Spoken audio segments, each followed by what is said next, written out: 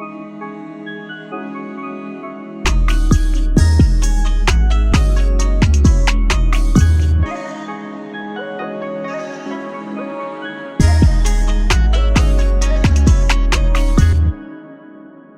like we never left, BDA. Today we're talking One Piece chapter 913, and we just gonna be talking for a bit. We're just chatting it up, talking about the chapter, just because I think it was a really good chapter.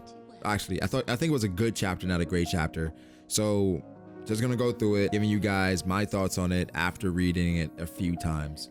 So first off, the cover page. I didn't pay much attention to the cover page. It says a grateful farewell pirate debut failed. So it looks like he's coming back to where he left. It's some weird shit. I don't know. It's some weird shit. But the chapter, I think the chapter was a good chapter. Very good.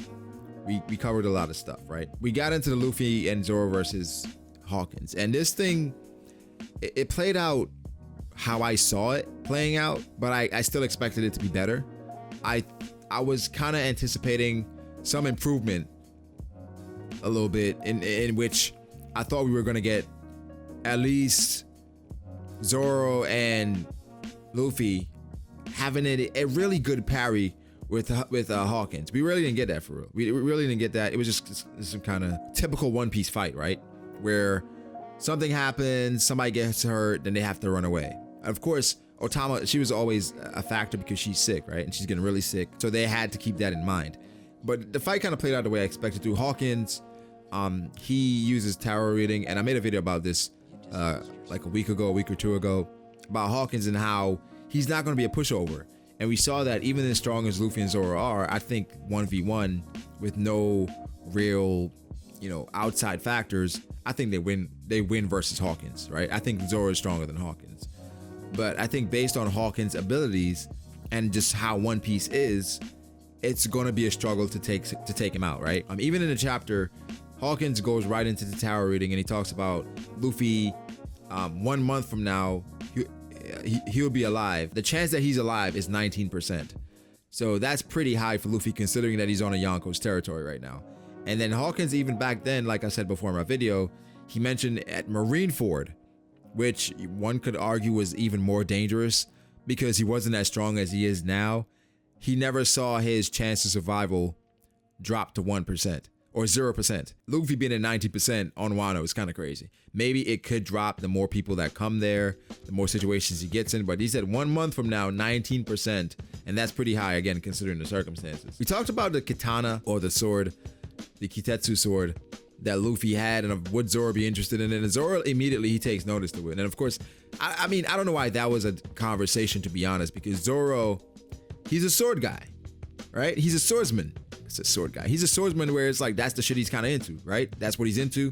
So for him, seeing Luffy with a famed sword, he's kind of like, yo, what are you doing with that? Let me see that shit, right? That's pretty much what he said to him. Luffy's like, yo, I'm good. Let me use my sword. Doesn't do anything with it.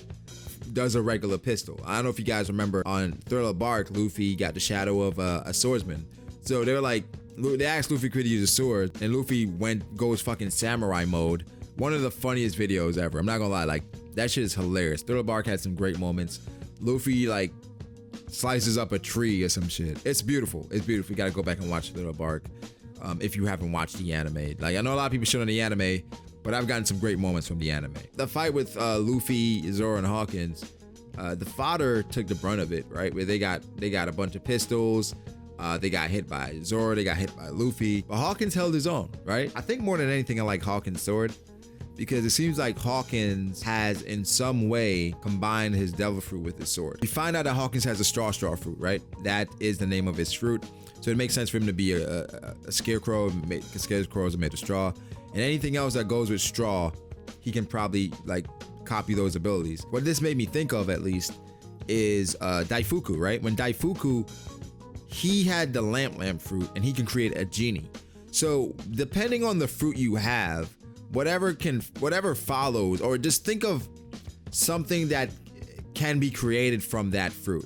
It doesn't even have to be like related, but if it can come from that fruit, then it's possible. Like the lamp fruit, you're thinking he can like make light or some wild shit, like a genie coming from it. It's a shonen, so it's like you have to kind of open your mind. So him turning into a scarecrow, with the straw fruit, it's like, okay, I get it. So when you go back to like Kid and some of those guys, it opens your mind for speculation. So I like the reveal there. So it's called the straw helping hand sword. I'm not sure what the hell that means. Of course, we're gonna get some more exposition as we go along. Think about the previous supernovas we run into, right? With Law, we got a whole breakdown of his powers and how he works. Capone, we got a whole breakdown of his powers, his backstory. Law as well.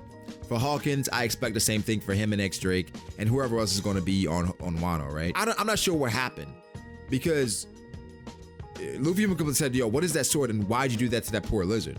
The sword, it seems like it in some way impales you, but I'm not sure if this is the way where he can use his dummies or his clones against you, right? That's something to keep in mind as well. I know I triggered a lot of people in my live reaction when I talked about Zoro and Hawkins because Zoro is, a lot of people love Zoro, and I get it. Zoro is a fan favorite. He's dope. A lot of people love him, and I said that Hawkins wasn't really trying. No, but I don't think any of them are really trying. But Zoro got hurt from Hawkins because he sent a slash flying, right, to his Hawkins. Hawkins gets hit, and one of the guys that are with him, they get hurt. And that's typically what happens here, right? That happens in which, with Hawkins, we talked about his powers before in the previous video, in which when he gets hit with his clones or his little voodoo dolls, I call them, but now we know they're clones, I guess. Once they get hit, he can pass off that damage to somebody else. And he did that in this chapter as well. So it's called, so it's like a life, he said life -1. So that made me think of Big Mom was like life or treat, or life or death, some shit like that. He said life -1 in which he lost one of his scarecrows. What's interesting is that maybe it's just like my aesthetic and my view of it. It seems like those bodies, they seem a lot bigger than they used to be. So I'm not sure if this means they can take more damage because he took a flying slash from Zoro to the face, right? So with that, that's probably destroying a lot of people.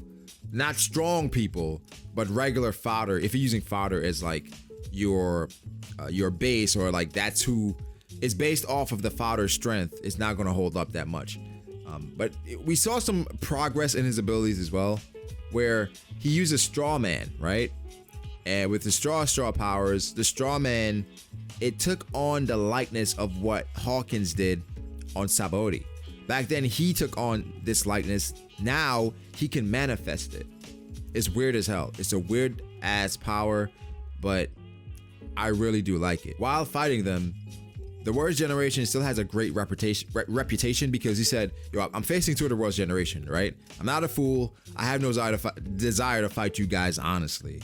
So he went into his bag. Like I said, I feel like Hawkins can do a lot more.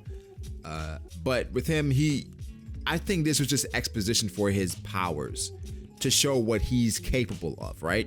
Because they had the reverse card in which they showed that it can backfire on him, right? It can backfire on him. And you know what? Now I think about it, when Fruit talked about like, is his tarot cards related to his devil fruit? I think it definitely is, because when he's reverse card, then those guys kind of turned on each other. So I think it's definitely related in some way. He's implemented something that he used. If you saw the young Hawkins, he used to play with tarot cards back then when he was younger. So I think in some way, those are definitely a part of his powers implemented with his devil fruit. The fight, it ended abruptly. They kind of ran away, but Hawkins did give us some more information as far as like, he can basically amplify powers and amplify his strength, right? In which he can fight. He can make it so that you can fight beyond your normal means. Honestly, this sets it up for Luffy and Kaido, where Hawkins can provide support for Luffy in the future, in which maybe Luffy is at his wit's end or he's getting overpowered. He gives him a quick power up. Interesting stuff. The more I read it, the more I do enjoy it. But for right now, I wanted more. I feel like I wanted more, but this is maybe based off some of my disappointment with the Katakuri fight. I don't feel like that was a great fight. At least how it ended. I felt like some of the fight with Katakuri and Luffy, some things just were inconsistent. So I just wanted Oda to kind of redeem himself.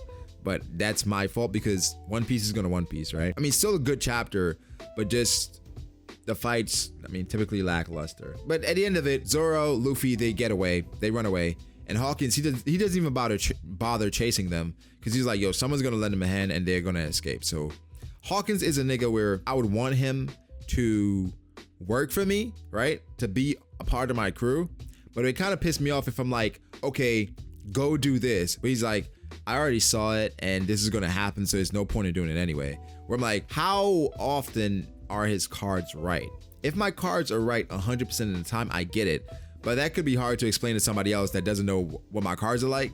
And they're just saying like, yo, my guy, I need you to do this. Yeah, your cards are cool. I don't believe in that shit. We met 2 new females, Osuru and Osaku, right? We met these 2 women, and we met like this guy with the thickest neck I've ever seen in my life. The Wano's finest sumo wrestler. I mean, for the most part, like the end of the chapter was a bit of fluff. I mean, this Osuru, she was there to save Otama, and Osaku, I think she's just gonna be there as like a random mainstay female character that we get in every arc, right? We get those in every arc. But for the most part, they're there to help Otama overcome her poison of the river. Again, even at the end, we saw Beppo and Law's crew, and they saw the Straw Hats. They're blending in as well. I'm not sure how much. It's weird because Beppo is a mink, and for a mink to blend in is kind of crazy. What's also cool was that with Beppo and those guys, they had Law's Jolly Roger on their attire, their kimonos and shit. So that was kind of cool as well. What's also interesting is that Jinbei's gonna blend in really well. I think Jinbei wears a kimono. But yeah, they're there. So, you know, Law is around there somewhere. I'm sure Law has plans, and a lot of people think Law doesn't have any plans. He's just waiting around for Luffy. I don't think so. But anyway, I think it was a really good chapter, or a good chapter. I think a 7.5 out of 10. The fight, I wanted some more of the fight. People are like, yo, it's the beginning of Wano. We have to wait around a little bit. It's going to get better. And hey, I have my expectations. I don't think the fights are going to increase and get that much better, but one can only hope, right? So overall, a good chapter, 7.5 out of 10. It gave us some more exposition on Hawkins' powers. We get past Luffy and Zoro versus Hawkins. I think Hawkins, of course, it seems like he's going to work with Luffy and them, because he even predicted his chance as far as like living, being a month away. We talked about that reference saying he's going to be alive a month, or 19% chance a month from now, which kind of implies that it could imply that Wano is going to go on that long. And if it goes along with that instance, like Dritz was saying in the live reaction, the live discussion, that it goes along with the Reverie being over, goes along with Big Mom getting to the island. So if all that plays into it, Wano is gonna have some dope shit, right? And I can't wait for that. But anyway, at the end of the day, good One Piece stuff. Always enjoy One Piece. Bad news for this break next week. Some Japanese shit. They say Martin Luther Wings for holiday. Niggas is wild. But anyway, good chapter. Like the video if you did. Subscribe to the channel if you have not for more content like this. I do appreciate the support. Shout out to all my patrons. I love you guys.